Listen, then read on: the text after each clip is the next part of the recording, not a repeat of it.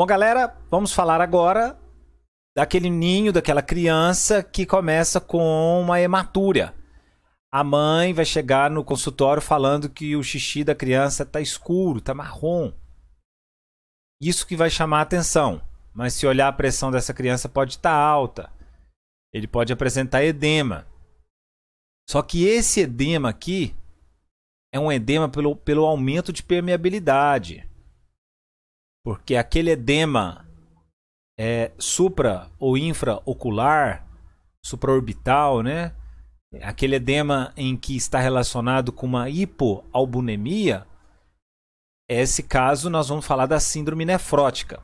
Aqui, aquele paciente que está fazendo um xixi escuro, aquela criança com xixi escuro, é devido ao glomérulo que está sofrendo por uma resposta imunitária e está permitindo que as hemácias passem no glomérulo facilmente e caia na cápsula de Bowman.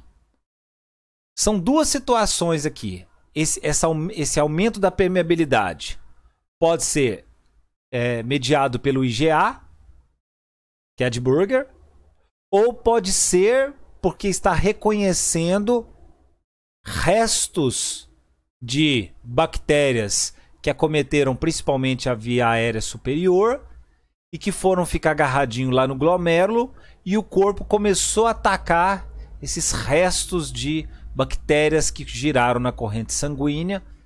Né? Existem uns pontos que chama atenção, que o que fica lá parado, agarradinho lá nos glomérulos, são anticorpos que atacaram essas bactérias. Outros já falam que são os restos do ataque aí que caiu na corrente sanguínea e que o corpo percebe esses restos aí dessas bactérias, né, os Streptococcus principalmente, e começa a atacar também o glomérulo. Enfim, os dois têm como característica um aumento da permeabilidade, uma hematúria.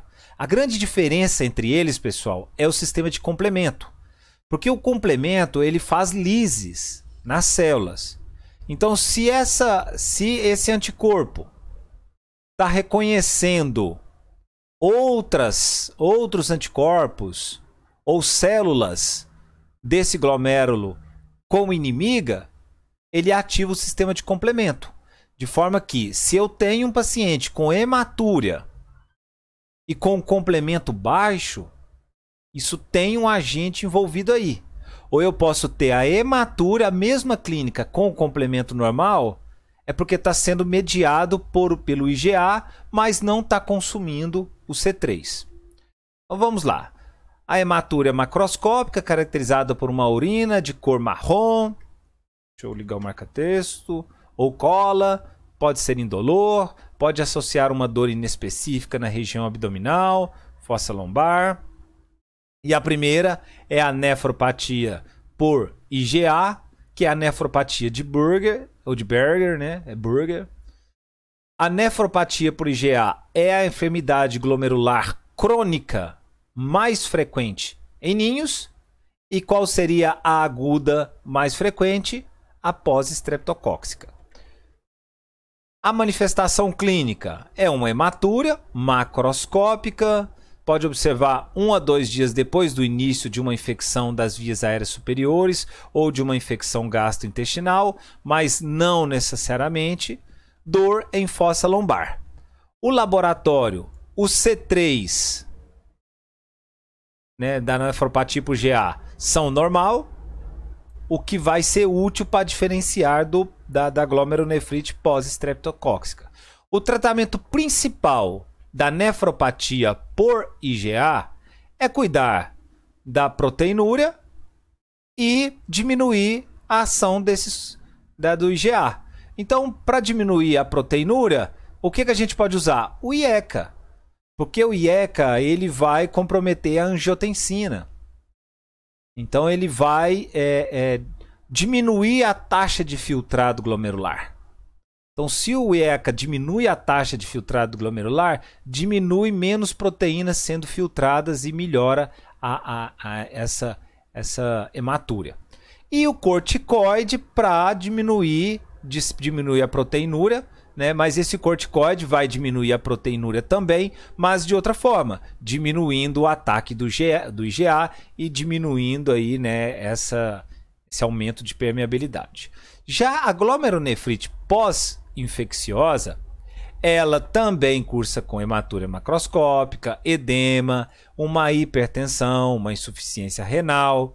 Essa glomerulonefrite está relacionado, né, primeiro, é a glomerulonefrite mais frequente de hematúria macroscópica em ninhos, ou seja, quando se fala em crianças com hematúria por problema renal, a principal é a pós-estreptocóxica. E aqui tem uma diminuição do C3. O complemento está diminuído. Inclusive tem o outro que está diminuído também. Deixa eu dar uma coladinha, que é esse aqui, ó, o CH. É o outro complemento que está diminuído. Mas voltando aqui, né, as manifestações é mais frequente em ninhos de 5 a 12 anos. Raramente a pós-estreptocóxica acomete antes dos 3 anos. É um paciente que desenvolve uma síndrome nefrítica após 1 a 2 semanas de uma faringite estreptocóxica, ou depois 3 a 6 semanas de um pioderme estreptocóxico. Esse paciente pode desenvolver variáveis graus de edema, hipertensão e oligúria. Pode desenvolver nesse paciente, uma das preocupações da pós-estreptocóxica é isso aqui, ó, é a encefalopatia hipertensiva. E quando eu penso em encefalopatia hipertensiva, aquela criança que já chega também com visão borrosa, cefaleia, alteração do estado mental ou até mesmo crises. Crises comenciais são as crises convulsivas, tá bom, pessoal?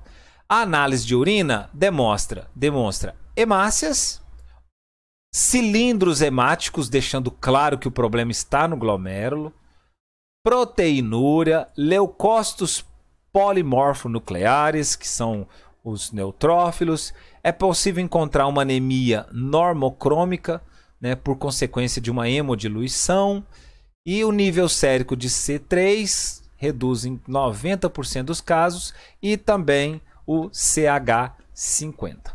O tratamento, bom, a gente vai ter que cuidar da pressão, nesse caso, né, pode ser um furosemida, ou podemos considerar os antagonistas de canais de cálcio, os vasodilatadores, os inibidores da UIECA. Nós temos algumas situações aí. Furosemida é sempre muito usado, tá, pessoal?